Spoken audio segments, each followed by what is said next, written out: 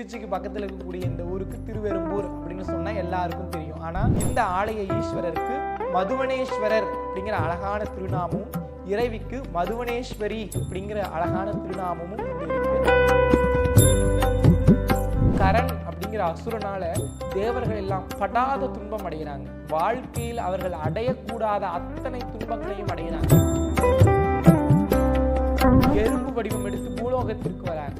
பூலோகத்திற்கு வந்து இந்த இறைவனை வந்து போய் அவருடைய மேனியை தீண்டி வழிபட நினைக்கிறாங்க. சிவபெருமான் என்ன பண்றாரு, அவர்களுக்கு கருணை செய்யறாரு. மலை மீது 150 அடி உயரத்தில் வந்து இந்த கோயில் இருக்கு. உள்ள இருக்கக்கூடிய கருவறையை வந்து முதலாம் ஆதித்தன் வந்து கட்டியிருக்காரு.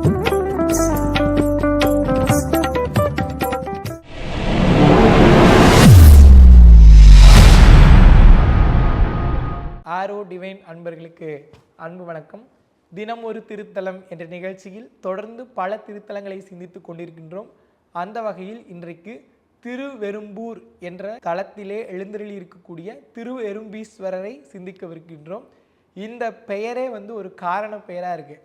திருச்சிக்கு பக்கத்தில் இருக்கக்கூடிய இந்த ஊருக்கு திருவெரும்பூர் அப்படின்னு சொன்னால் எல்லாருக்கும் தெரியும். ஆனால் இந்த திருவெரும்பூர் எறும்பியூர் அப்படின்னு அழைக்கப்பட்டது. எறும்பு வடிவத்தில் தேவர்கள் எல்லோரும் இங்கே வந்து வழிபட்டார்களாம். அதனால் இந்த ஊருக்கே எறும்பியூர் அப்படிங்கிற பெயரும், திரு அப்படிங்கிற அடைமொழி சேர்க்கப்பட்டு திரு எறும்பியூர் அப்படின்னும், அது காலப்போக்கில் என்ன ஆயிடுது, பேச பேச பேச அந்த சொல் வந்து குறைந்து திருவெரும்பூர் அப்படின்னு இன்றைக்கு வந்து அழைக்கப்பட்ட ஒரு திருத்தலம் தான் திருவெரும்பீஸ்வரர் அப்படிங்கிற ஆலயம்.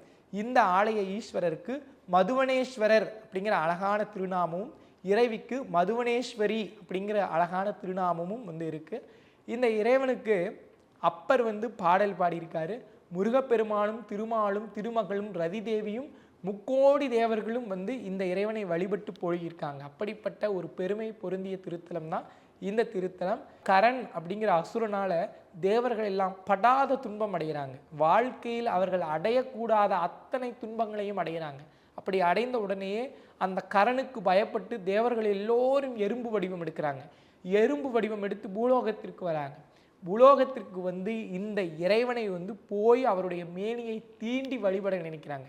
அப்படி மேனியை தீண்டி வழிபடலான்னு அந்த லிங்கத்தின் மீது ஏற முற்படுறாங்க பாருங்க. அந்த எண்ணெய் பசையினுடைய தன்மையினால அந்த லிங்கத்தினுடைய திருமேனியினுடைய எண்ணெய் பசை இந்த எறும்பு வடிவம் எடுத்த தேவர்களினுடைய அந்த உடலை வந்து வழுக்க செய்யுது. அவர்களால் ஏறி போய் இறைவனை வழிபட முடியல, அவருடைய மேனியை தீண்டி வழிபட முடியல. அப்போ சிவபெருமான் என்ன பண்றாரு, அவர்களுக்கு கருணை செய்கிறாரு. எப்படி கருணை செய்கிறாருன்னா, தன்னுடைய வளவளப்பான மேனியை வந்து சொரசொரப்பான மேனியாக மாற்றிக்கொள்றாரு. அப்படி மாற்றிக்கொண்ட பிறகு இந்த தேவர்கள் எல்லோரும் சிவபெருமானுடைய மேனியை தீண்டி வழிபட்டு கரனுடைய துன்பத்திற்கு முற்றுப்புள்ளி கட்டுறாங்க சிவபெருமானாலேயே.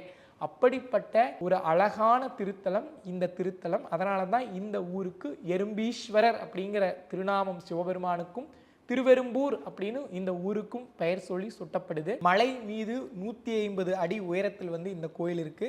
கிட்டத்தட்ட 130க்கும் மேற்பட்ட படிகள் வந்து இருக்கும். இந்த படியில் ஏறி இறைவனை வந்து வழிபடணும்.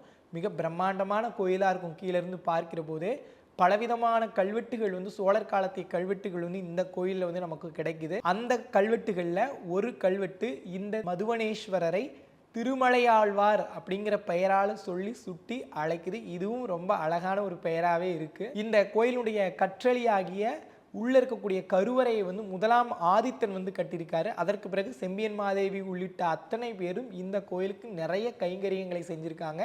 திருச்சியிலேருந்து நீங்கள் தஞ்சாவூர் போகிற வழியிலேயே வந்து பஸ்ஸில் போகிற போதே வந்து இந்த இறைவனை வந்து கீழிருந்தே நம்மளால் வந்து பார்க்க முடியும். அதாவது கோயிலை உள்ளே சென்று வழிபட்டால் இன்னும் நல்லாயிருக்கும்.